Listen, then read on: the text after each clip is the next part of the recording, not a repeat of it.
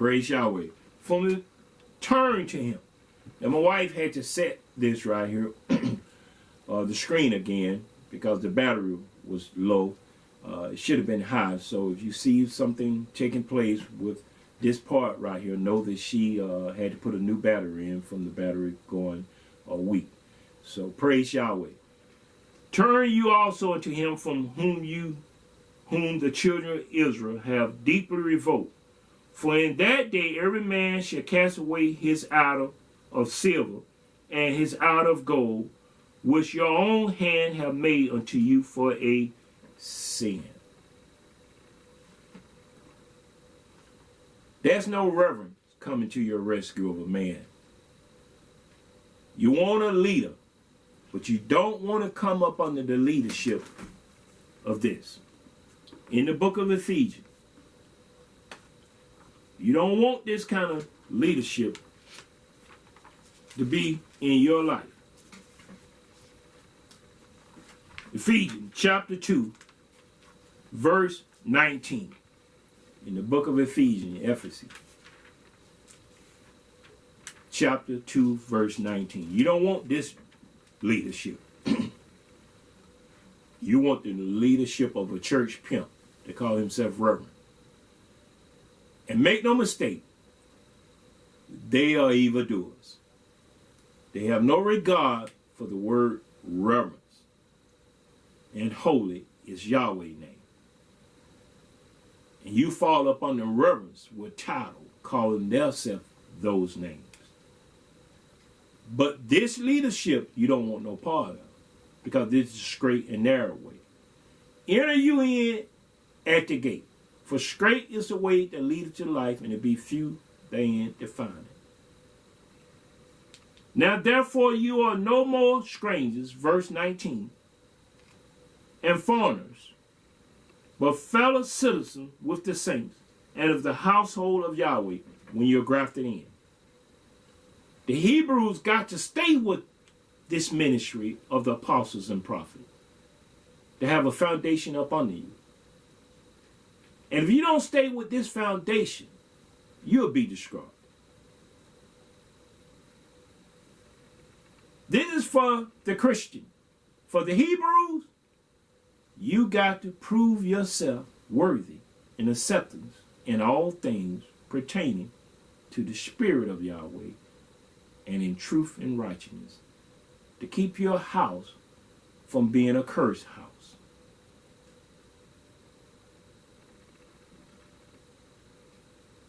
And are built upon the foundation of the apostles and prophets, Yeshua himself being the chief cornerstone.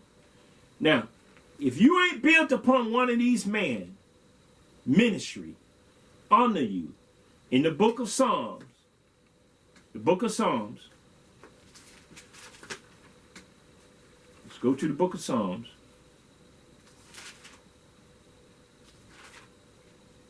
I'm going to tell you where to go. 11th chapter, verse 3.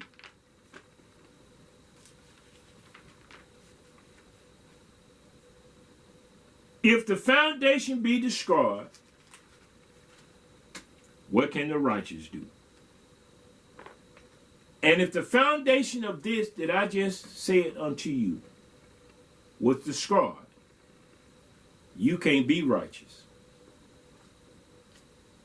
You want to have a foundation to stand up under.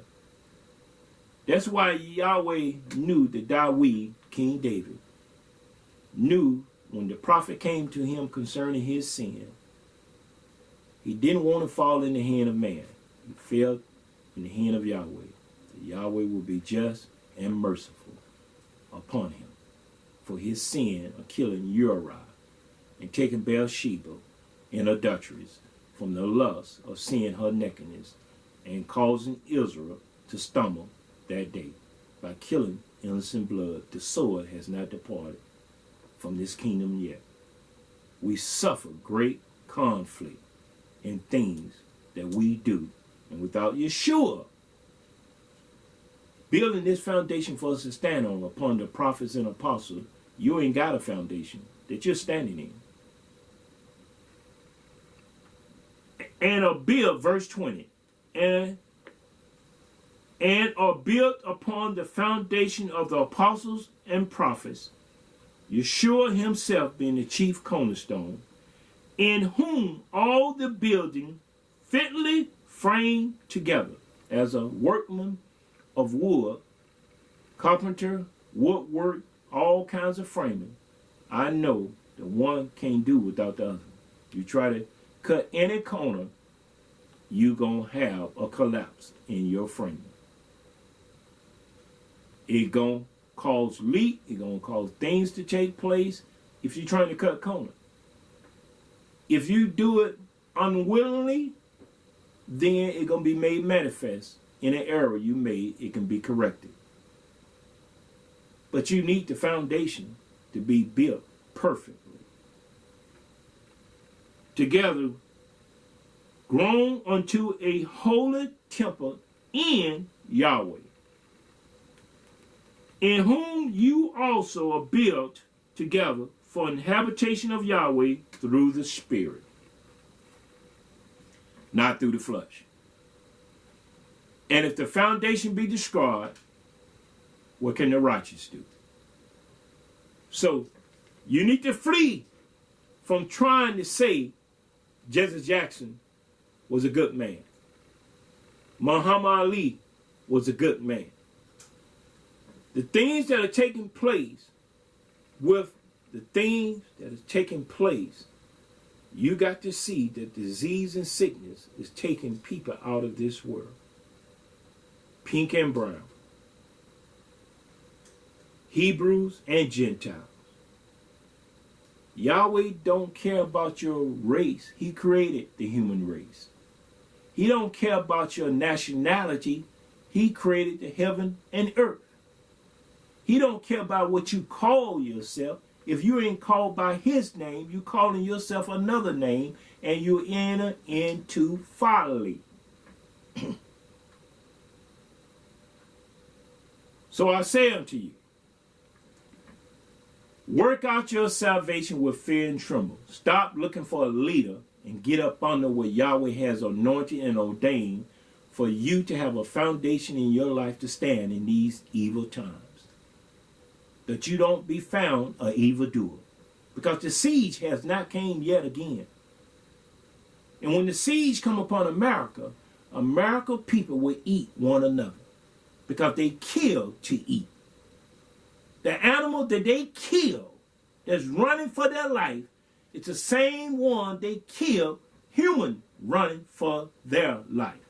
But they had the animals to fall back on to kill and pursue after them, to bring them at their table, to eat them. When they took the breath of life out of them, they were trying to live and do good in the land just like the human was doing. When the siege comes, you don't have flesh to eat. You'll eat the flesh around you, and you'll do it in the distress and confusion of face. Because starvation will cause you to do that, because you're not in the will that Yahweh told man in Genesis chapter 1, verse 27 and 26, 26 and 27, 28, what they should eat. It's the same yesterday, today, and forevermore. He told the animals what they should eat. When the tree of knowledge of good and evil came forth, Yahweh proved the generation to come whom they were going to serve. When Eve got distracted from Adam, Adam could have put away Eve and say, no, you did wrong. I'm not going to touch of this tree. I was commanded not to touch of it. He'll give me another wife, but I ain't going to follow you into this transgression. The man did not stand up for righteousness. He was being proven. And through the tree of knowledge of good and evil, the animals had to experience human killing them and eating them. So the animals start killing and eating humans from the tree of knowledge of good and evil. So the same spirit that befall a beast befall man in the book of Ecclesiastes. Ecclesiastes.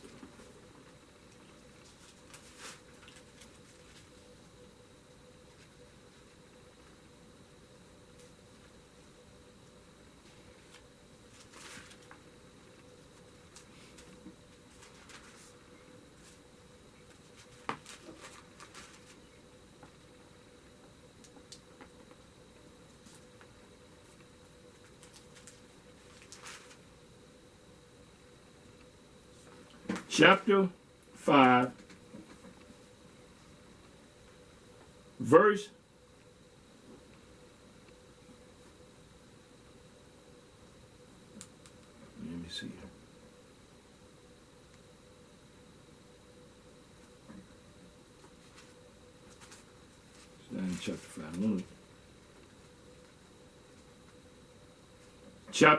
3, verse 18.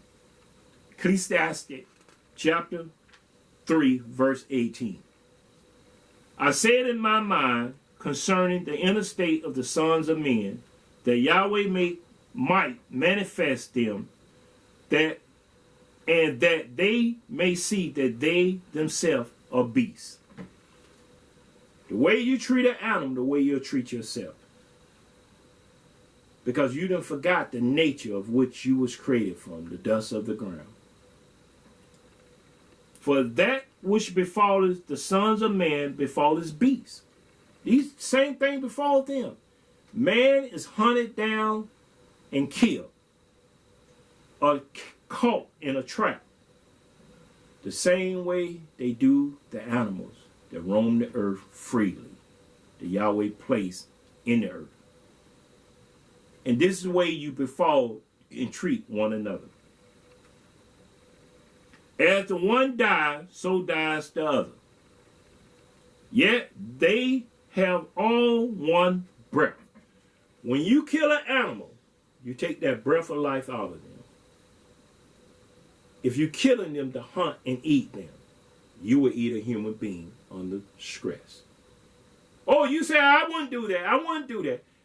The things I just read to you concerning, you have done it already. Concerning the leaders that you follow, calling them reverends. The leadership of voting that you have voted for in this country, reaping what you have sowed, you have already done it. You're reaping it. But the siege has not came upon America yet. Yahweh only going to protect those that are up under the foundation of the apostle and prophet. Yeshua himself is the chief cornerstone. You ain't going to have no corner to run into and hide if you don't hide in the will of Yahweh in righteousness and truth. This is what I'm saying to you. So one dies the other. Yet they all have one breath, so that a man had no what? Preeminence above a beast, for all is vanity. You ain't got nothing more than a beast, because the beast was given the same thing, commandment, what to eat also in Genesis. They were told to eat every seed bearing shall it be food for you. The scribe changed it. They changed it so you can start thinking Yahweh wanted sacrifice and offering. Yahweh did not require sacrifice and offering. He required to obey his voice. He told Adam and Eve, he didn't put no sacrifice and offering before them. He told to obey his voice. There was no sacrifice of offering before Adam and Eve. He wanted them to obey his voice. Verse 20. All go into one place, all are of the dust, and all turn to dust again. When you kill that animal, that deer, whatever you kill, and this is what the pink man sin, adding sin to sin, did in the West, when he was slaughtering all the buffaloes and just taking their hide and leaving their carcass out there to rot and to rot and to rot, sporting themselves, wearing their hide and taking their flesh and killing them. This is what took place. And this is what is taking place now. If they did it to animals, they would take your hide and boil you and eat you too.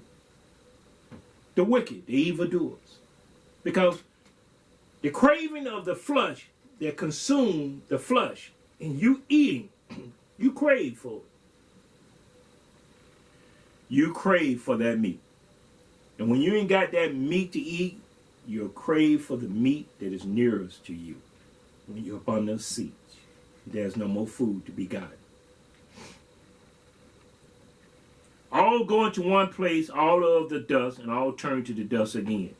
Who knows the spirit of man that go upwards, and the spirit of the beast that go downwards to the earth? Who knows it? Who can declare which way the spirit go? Who can say that Jesse Jackson's spirit went to heaven? A hypocrite. A disciple of Jesse Jackson and King and the rest of these people. Sharp. Al Sharp. Louis Farrakhan. All these men that stand in leadership and got people following them don't know which way the spirit goes. And they don't know which way they're going. Wherefore I perceive that there is nothing better that a man should rejoice in his own work, for that is his portion. For who shall bring him to see what shall be after him? Who can bring anybody to see what's going to be after them when they're gone? Their world has came to the end. So I say this to you this early morning, ministering unto Yahweh people. Don't be found wanting. If you are afraid to submit yourself to the will of Yahweh, you're going to go down in Egypt for help. If you're afraid of the sickness, the disease that might come upon you and try you to prove you, because Revelation 3:10 says, because you have kept the word of my patience, I will also keep you from the hour of temptation. You don't know what temptation is going to try you. You don't know it's going to be sickness or disease. But you better not let them cut on you. You better not take their medication. You better wait until Yahweh prove you worthy that he going to fight for you. Now, a lot of people in America is suffering with diabetes. But diabetes can be healed. It can be rent-free, but it's a stronghold that Satan has taken upon people. But you got to come up under the ministry that Yahweh can watch over your soul while he's dealing with your flesh, because the one he got dealing with your flesh is the one going to allow you to prosper and be in good health, even as your soul prosper. And if your soul not prospering, you ain't going to be in good health. And that's why if you left to yourself, then the person around you ain't going to know what to do with diabetes. Because Satan had made it so. The family has called the curse to be upon their children. And that curse is being removed, but they got to come to Yahweh to be healed. And Yahweh going to heal them according to his will. Because they got to first learn how to walk and live in the Spirit. That's the first thing. Galatians 5:25. If we walk in the Spirit, we also got to live in the Spirit. We got to live in what we walk in. If you live in sin, you're going to walk in it. If you live in adulteries, you're going to walk in it. If you living in fornication, you're going to get up and walk in it. If you living in smoking, when you get up, you're going to walk in it. Whatever you live in, you're going to walk in. If you live in the spirit of righteousness, you're going to walk in the spirit of righteousness. If you live in the spirit of truth, you're going to walk in the spirit of truth. If you live in the spirit of mercy, you're going to walk in the spirit of mercy. But you will not serve two masters. You can't eat from two tables. So in the time of siege, when you hunting these animals and killing them, when you can't kill them no more and hunt them, you will turn around and devour one another. Because you're not in the will of Yahweh to eat every seed-bearing tree for food, for fruits, for plant. Things that Yahweh have given us to eat. He did not give us animals to eat. The animal was not supposed to eat us. Sin brought that on through the tree of knowledge of good and evil. Sickness come through the tree of knowledge and good and evil. It didn't come through the tree of life. So you got a chance to choose you this day whom you gonna serve. As for me, Hephzibah, and Shema, we gonna serve Yahweh with all our heart, soul, mind, and strength, and we will serve you as we serve one another. If you got ears to hear what the Spirit is saying, but we're not gonna deal with folly and mischief.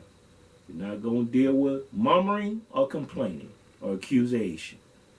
We come together and sit down and have counsel, communicate, understanding what we're communicating, that Yahweh may accept us as a sweet-smelling savor, like incense going up before the altar, the prayers of his people, how we treat one another. If it first don't start in the kingdom, that is not with observation, but the kingdom is within. If it can't start within, how is it going to produce fruit without? So I pray this morning, as the Spirit got me up and helps about to assist me with the camera, taking this before you, I pray that Yahweh will open up your ears to hear and stop dishonoring his name by calling any man on the face of the earth reverence. Reverence and holy is his name. It belonged to him. So that means all your life you have been deceived upon the denomination, organization, non-denominational, religion, doctrine. Our way is a way of life. Hebrew people is a way of life. It's not a religion. There's many religions out there confessing and say they are Hebrews, but the fruit don't bear witness to the truth of the matter. You shall know the truth, and the truth shall set you free. Whom the Son set free is free indeed. You can't serve two masters. If a man wants you to follow him by his words and good speech, good fair words, good presentation, that's what I wanted. Told Abba Yahweh, hallelujah. When he present that presentation before you, he giving you what you need to follow him in. We give you what you need to obey Yahweh in, because we obey it. And we're going to be known by the fruit of our doing. What we've been called to do for the elect's sake. Because we're the ones, if the elect don't be saved, no flesh going to be saved. So he's shown the days for the elect's sake, for us, that we don't get caught up in sickness and disease. When they attack us and afflict us, we know how to overcome them. We know how to speak his word in season, out of season. We know how to live in the Spirit and walk in the Spirit. We know how to act toward one another and forgive one another and strengthen one another and encourage one another, so there won't be no division among us and what we say and what we do. O Israel, Yahweh's way is holy. Be ye holy, for he is holy. And we going to have to present holiness as a way of life, not a religion. So I pray that this morning message will give you strength and encouragement to understand one thing. Take heed, beware of covetousness. A man's life consists not in abundance of the thing which he possesses. May Yahweh bless you and keep you. Shalom and shalom.